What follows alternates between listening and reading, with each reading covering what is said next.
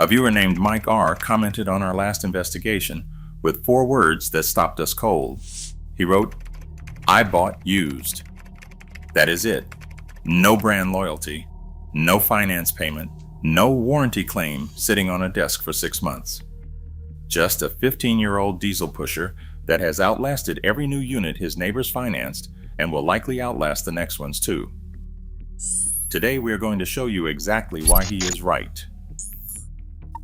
The illusion they sell you in the showroom. When you walk onto an RV dealer lot today, you are presented with what looks like a competitive marketplace. Dozens of brand names, price tags from $30,000 to $300,000. Floor plans with residential refrigerators, king beds, and Wi-Fi management systems. Your brain assumes that this variety represents genuine competition, that one manufacturer is trying to outbuild the next. It is an illusion. 2 corporations, Thor Industries and Forest River, control over 80% of everything on that lot. Every badge you see is a costume. When you think you're choosing between Keystone, Heartland, Coachman, and Grand Design, you are choosing between departments inside the same building. They share assembly lines, supply chains, and most importantly, the same compensation structure that is destroying quality from the inside out. That compensation structure is piece rate pay. Workers are not paid by the hour. They are paid by the unit. Speed is the only metric that affects their paycheck. The wall panel goes on before anyone verifies the propane line behind it.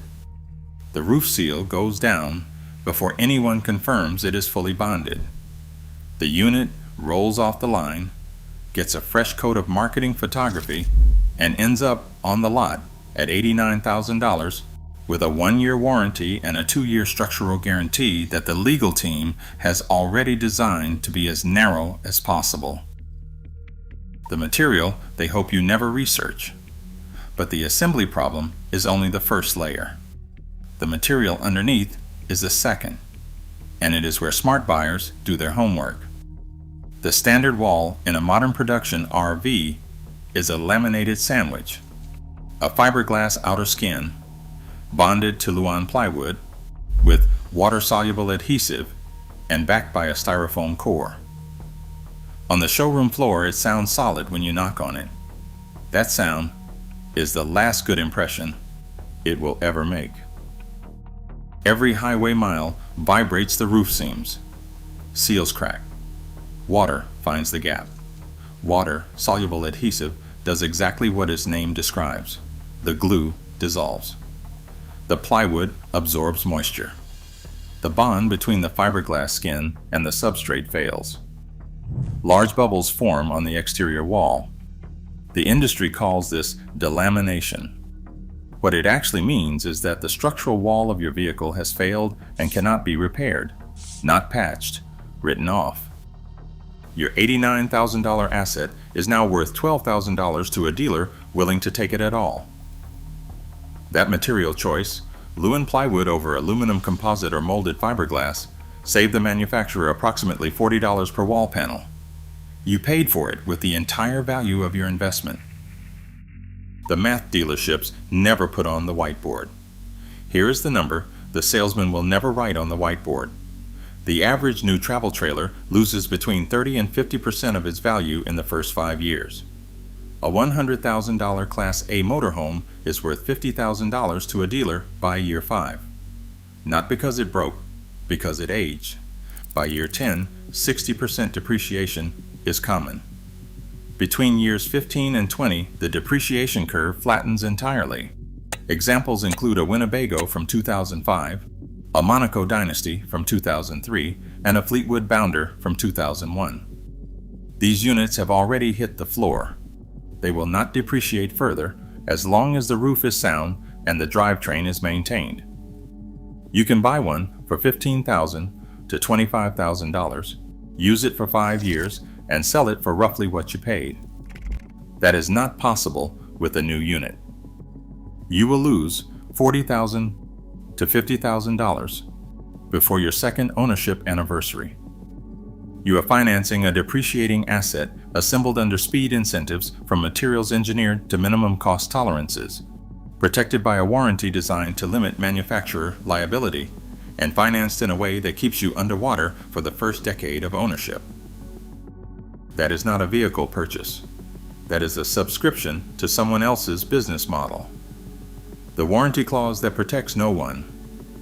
When the delamination starts, or the slide out fails, or the freshwater tank falls out of the frame, and with modern production, RVS, it is when, not if, you will be told to bring it to the dealer under warranty. The dealer cannot authorize a repair without manufacturer approval. The manufacturer requires photographs, a written defect report, and a formal claim submission. Approved claims frequently list the required part as on back order. It is standard practice for a vehicle to sit on a dealer lot for 3 to 6 months waiting for a single repair. You are still making monthly payments, and you are still paying insurance. You are just not allowed to use the vehicle you own.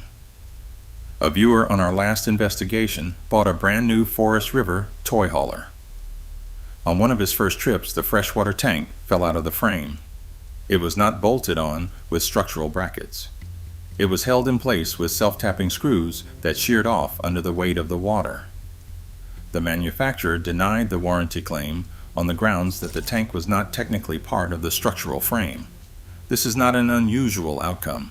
This is the warranty process functioning exactly as it was designed to function. So why are smart buyers going backwards in time? Because they have done the math. And the math does not favor new. The buyers choosing 15-year-old units are not doing it out of nostalgia. They are not enthusiasts who enjoy weekend repairs. They are people who looked at the depreciation curve, read the recall data, and made a financial decision that the industry would prefer you never arrive at on your own. The exact strategy. Smart buyers are using step 1.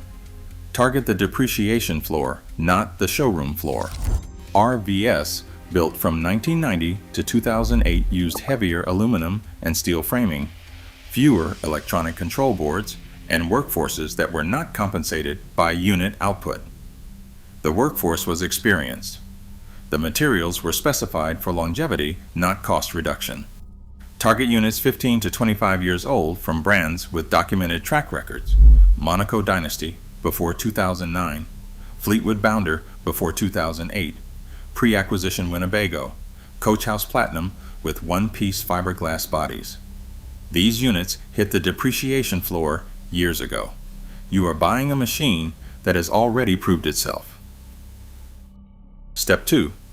Pay for the inspection before you pay for the unit. The realistic entry point for a turnkey. Older unit sits between $15,000 and $25,000. That $6,000 listing you found online is almost certainly a trap. An $8,000 Class A typically needs tires costing $2,000 to $3,000, batteries at $1,000, and roof work before it is road safe. Add it up, and the deal becomes $15,000 before you leave the driveway.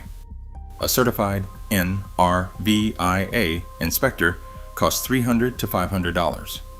That inspection is the difference between buying a proven machine and inheriting someone else's water damage problem. Check the roof first. Walk away from wavy exterior walls or soft flooring. Ask for maintenance records. Owners who kept the roof sealed kept everything else healthy too. Step 3. Understand what you are buying and why. You are buying an older RV for 3 specific reasons. Freedom from the depreciation cliff that destroys the first 5 years of new ownership. Repairability without proprietary diagnostic equipment and dealer-only parts that are 6 months on back order. And simplicity, fewer electronic control boards to fail, fewer motorized systems with no manual override, fewer Wi-Fi chips bonded to appliance motherboards that brick the machine when a single capacitor fails. Things break on old RVS. The difference is whether you handle those problems from financial strength with a machine you own outright, or whether you handle them while underwater on a $90,000 loan with a warranty department that has already found a reason to deny your claim. Mike R. did not buy a 15-year-old RV because he could not afford new. He bought it because he could do arithmetic. The recall data does not lie. 500 safety recalls in a decade from a single manufacturer, more than General Motors, more than Ford. The workers who assembled those units were not negligent. They were rational actors, responding to a piece rate system that rewarded speed and punished thoroughness. The executives who built that system understood exactly what it would produce. They built it anyway because the financial model worked for them, not for you. The RV industry wants you to believe that new means safe and that old means risky. The depreciation curve, the recall database, and 15 years of owner forum posts suggest the exact opposite. The units that survived 2 decades already proved themselves on every highway and in every weather condition they were ever asked to handle. You are not buying nostalgia. You are not buying a project. You are opting out of a planned obsolescence cycle that was designed to extract the maximum amount of money from your household while delivering the minimum amount of durable value. That is not a romantic idea. That is self-defense. Stop paying for badges. Stop financing depreciation.